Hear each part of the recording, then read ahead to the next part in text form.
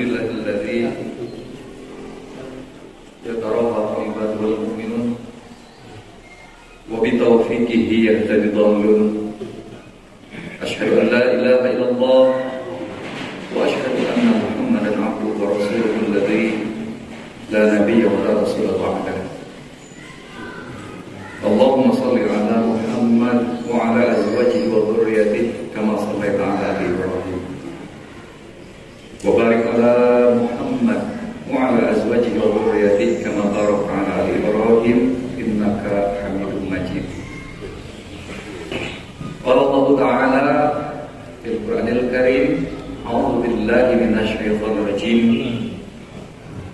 Qul li ibadiyalladzina amanu yuqimus salata wa yunfiqu mimma razaqnahum sirran wa 'alaniyah min qabli an ya'tiya yawmun la bay'un fihi wa la khilal. Sadaqallahul azim. Sidang jamaah Jumat rahimakumullah, tiada yang dapat menggerakkan hati kita dan mampu melangkahkan kedua kaki kita kecuali adalah anugerah hidayah yang Allah berikan kepada kita. Usia muda bahkan telah renta.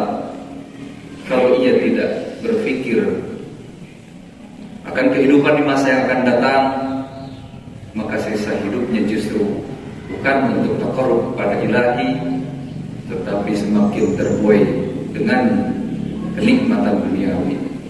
Maka kita bersyukur pada saat ini Allah Subhanahu wa Ta'ala dengan kudrahnya menghadirkan anugerah hidayah tersebut di dada kita sehingga kita ada di majelis yang penuh dengan keberkahan, yaitu Baitullah. Hadirin, khatib telah membacakan salah satu ayat yang termaktub dalam surat Ibrahim surat 14 ayat 31. Ini benar-benar tertuju kepada kita. Qul, katakanlah wahai Muhammad. Khitabnya dulu adalah kepada Rasulullah sallallahu alaihi wasallam. Li ibadiyalladzina amanu, yang dipanggil oleh Allah Subhanahu wa Ta'ala adalah manusia-manusia pilihan, yaitu orang-orang yang beriman. Karena sebagian besar manusia, sekalipun dalam konteks fisiknya Islam, yang dimaksud adalah berserah diri kepada Allah, di mana ia juga menjalani kehidupan dari balita menjadi kanak-kanak, kemudian dewasa dan tua. Manusia menyerah kepada keadaan itu, tetapi hati mereka tidak Islam. Nah, sementara kita jasmani dan ruhani ini kita mempersiapkannya untuk ketaatan kepada Allah Subhanahu wa Ta'ala. Nah, setelah merasa dipanggil oleh Allah Subhanahu wa Ta'ala, ibadiyalladzina amanu, kita berbesar hati adalah termasuk bagian yang dipanggil oleh Allah Subhanahu wa Ta'ala dan yang sebentar lagi akan dititahkan kepada kita. Apa yang pertama titah Allah Subhanahu wa Ta'ala itu? Yang pertama adalah yang berkaitan atau berhubungan dengan Al-Khaliq wal Makhluk, Allah Subhanahu wa Ta'ala yang Maha Mencipta, menitahkan kepada kita makhluknya adalah untuk yuqim salat, yaitu hendaklah mereka menegakkan salat. Sebentar lagi kita akan melaksanakan salat Jumat berjamaah, tetapi subuh tadi kita juga telah melaksanakannya. Maka rangkaian dari perintah-perintah Allah Subhanahu wa Ta'ala secara berkesinambungan kita laksanakan dengan penuh keikhlasan, maka telah salah satu di antara titah itu akan mengantarkan kita kepada Jannatul Na'im. Tetapi ada satu ungkapan bahwa seorang mukmin yang hanya baik saja hubungannya dengan Allah Subhanahu wa Ta'ala sementara ia tidak baik hubungannya dengan sesama manusia, maka imannya tidak sempurna. Maka kemudian Allah di dalam firman yang sesisanya dari ayat tadi, wa yunfikuna mimma razaqnahum sirra wa alaniyah. Setelah dibina hubungan dengan Allah Subhanahu wa taala secara periodik, 5 waktu melaksanakan ibadah sholat, kemudian ada kewajiban-kewajiban lain yang sifatnya badaniyah,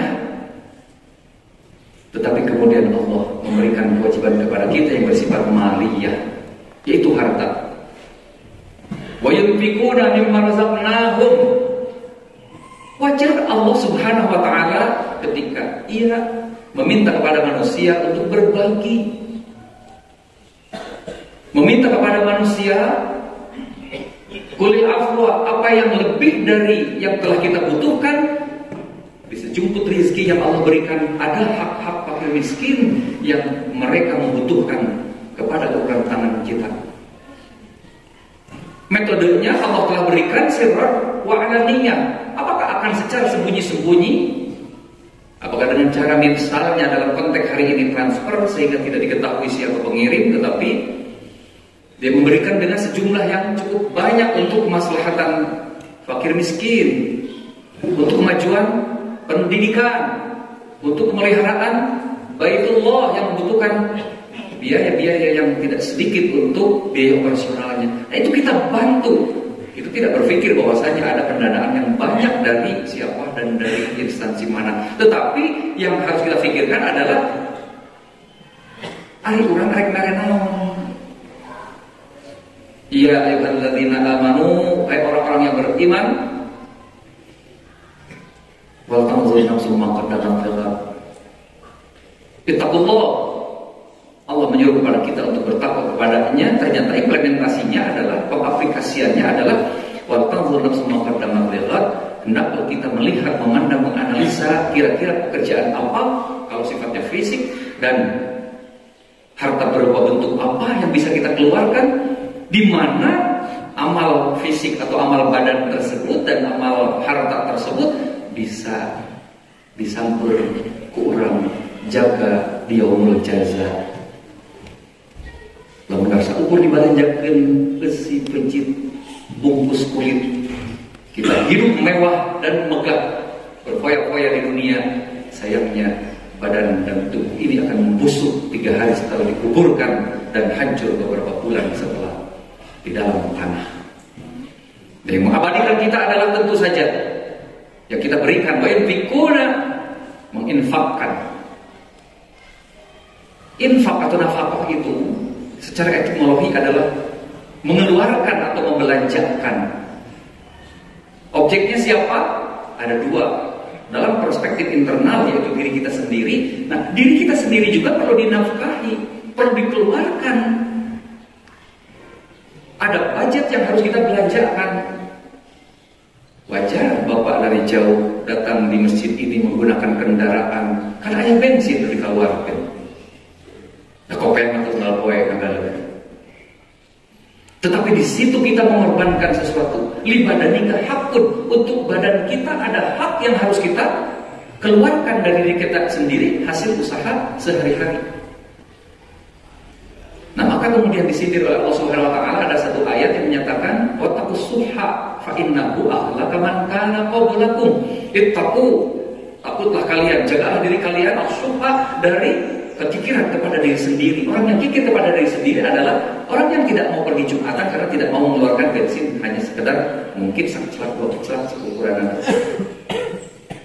As-subha itu adalah orang yang kikir kepada diri sendiri, padahal sholat adalah kewajiban, padahal zakat adalah kewajiban, padahal haji adalah kewajiban, sementara ia berkemampuan tetapi ia tidak mau melaksanakan, maka orang tersebut fa innahu ahlaka man kana qablakum, orang-orang sebelum kita apabila kikir tidak mau berjuang dengan diri kita dan harta kita, tuh korun oke diambreskeun kana jero bumi, lain dari seukur hartana, bandana, raja kayana, tapi jeung awak-awakna tenggelam perlahan, tapi pasti sampai hari ini kalau kita menemukan barang-barang berharga padahal di Kamojang disebut teh harta korun. korun dekecing koret, zaman koret tenggelam hartanya dan bahkan nanti ditenggelamkan bukan oleh bekas menteri tetapi oleh ilahi Rabbi karena kepikiran kepada diri. Mengapa kita harus mengeluarkan kepada diri kita sendiri? Yang kedua, kepada luaran kita yang terbagi kepada satu, istri. Yang kedua, anak keturunan. Yang ketiga, hamba sahaya. Dalam konteks ini, hamba sahaya mungkin kita bisa ganti dengan asisten rumah tangga, atau ya bahasa lembur nama babu pembantu. Itu hak mereka juga harus dikeluarkan.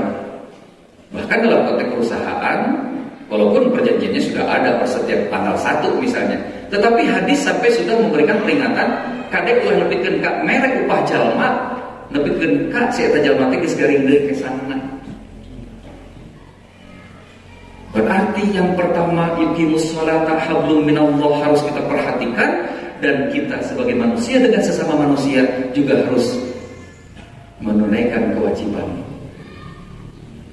Seorang direktur, seorang kepala perusahaan, siapapun kita, bahkan tukang bajigur atau nabi anu nganggur, tetap punya kewajiban untuk diri dan keluarganya. Dengan penunaian tersebut, maka lengkap akan hablum minallah dan hablum minannas. Mengapa sedemikian dipaksa kita untuk menunaikan kewajiban tersebut? Karena min qabli ayyatiya yaumun, sebelum datang suatu hari. Hari itu bisa kiamat kubro, secara keseluruhan Allah menghancurkan jagat raya ini dengan segala isinya. Ila zulzilatil ardu zilzalaha wa akhrajatil ardu athqalaha. Al-ayat. Apabila bumi diguncangkan dengan sedahsyat-dahsyatnya, bahkan bumi mengeluarkan segala isinya, apakah harus menunggu kejadian dahsyat tersebut? Atau sebetulnya kita pun akan mengalami kiamat sugro, yaitu yang disebut dengan kematian kita. Nah, ketika sakaratul maut saja sudah tidak ada bai'un, sudah tidak ada khilalun, kita tidak mungkin bisa mengandalkan harta yang berlimpah, sawah yang luas di mana-mana kita miliki puluhan atau mungkin ratusan hektar, kemudian kita berucap, anakku, istriku, kekayaanku akan aku wakafkan tekaji, namun awak besakarat. Maka ilustrasi yang selanjutnya adalah ketika seseorang apabila, tapi mustahil dan memang tidak pernah akan terjadi dan tidak mungkin dikabulkan oleh ilahi Rabbi, seandainya seseorang diberikan kehidupan untuk kembali ke dunia, apakah 5 menit atau paling lambat, maaf, paling singkat 1 menit saja, apa yang akan ia ucapkan ketika ia bisa hidup lagi? Lain menta arek sholat 5 waktu, lain rek menta ibadah haji, tetapi ia akan mengatakan, atau sedekah, aku akan mensedekahkan seluruh hartaku. Tetapi pada saat itulah bai'un, tidak ada lagi perjualbelian antara dirinya dengan Allah Subhanahu wa taala. Sesal kemudian tidak berguna.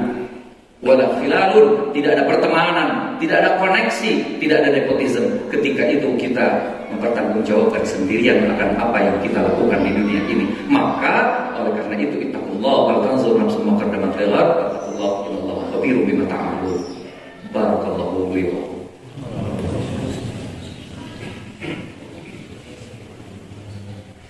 Alhamdulillahilladzi hadana li hadza wa ma kunna linahtadiya laula an hadana Allah. Asyhadu an la ilaha illallah wa asyhadu anna Muhammadan abduhu wa rasuluh la nabiyya wa la rasula ba'da. Di khutbah yang kedua kita isi satu hadis Nabi. Bismillahirrahmanirrahim. Arba'un min sa'adatil mar'i an takuna zawjatuhu shalihatan wa auladuhu abraran wa khulatuhu salihina wa ayyakuna rizquhu fi biladihi. Untuk melengkapi, walaupun tidak menyempurnakan, tetapi kalam ilahi dengan hadis Nabi bersinergi.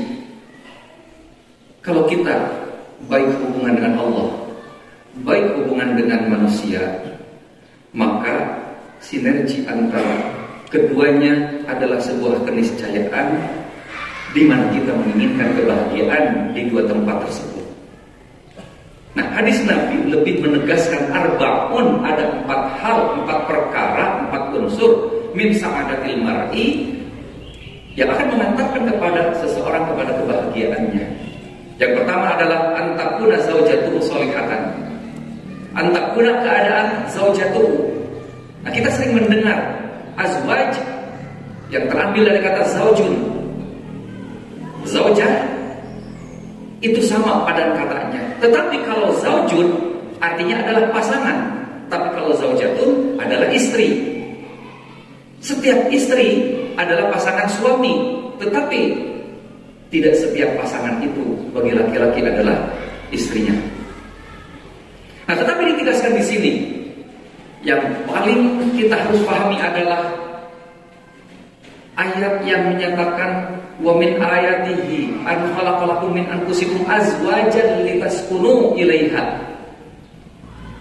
Dan di antara tanda-tanda kekuasaan Allah Subhanahu wa taala, wa min ayatihi an khalaqalakum, Allah menciptakan bagi kalian, kum adalah domir untuk mudzakkar, yaitu kita para suami. Min anfusikum ditegaskan dari tulang rusuk kita para kaum laki-laki. Azwajan, pasangan. Nah, pasangan itu bisa saja dalam konteks istri yang sebenarnya, bisa juga pasangan yang lainnya. Nah, apa pasangan bagi seorang laki-laki dalam konteks ini adalah suami, istri yang sholihah, kemudian harta yang berlimpah, rezekinya di kampung sendiri. Dari perolehan dan didikan antara istri yang sholihah, suami yang sholih, maka terjadi akumulasi pendidikan kepada anak, di mana mereka diberikan harta yang halal, melihat qudwah hasanah dari ayah, melihat contoh dari ibu, bahkan ibunya. Dalam bahasa hadis Rasulullah SAW, al-ummu madrasatun li auladiha, indung teh tempat diajarna menjadi barudak. Ibu adalah sekolahan, tempat belajarnya bagi anak-anak. Maka intensitas mereka ketika Rasulullah SAW ditanya oleh sahabat, siapa ya Rasulullah? Aku harus berbuat baik kepada kedua orang tuaku. Mana yang aku awalkan? Kata Rasulullah SAW, ummuka, ibumu.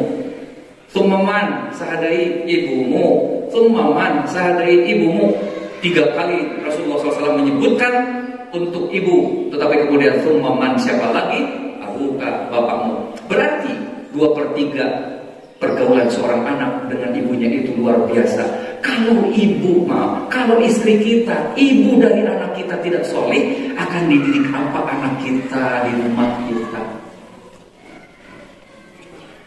Ditambah lagi kalau konteks hari ini, maaf, ini mungkin agak menyakitkan, germah kurang ngerti karena agama Islam, si eta pamajikan teh gawe nang keluar imah. Apakah sebagai wanita berprofesi sebagai, berkarir sebagai, dan yang lain-lainnya udah ditinggalkan di imah sesoranganan komo ayeuna geus, maaf sekedar contoh saja, cocokanna gadget, handphone, indungna eueuh di imah, bapana geus leuwih ti heula keluar ti imah.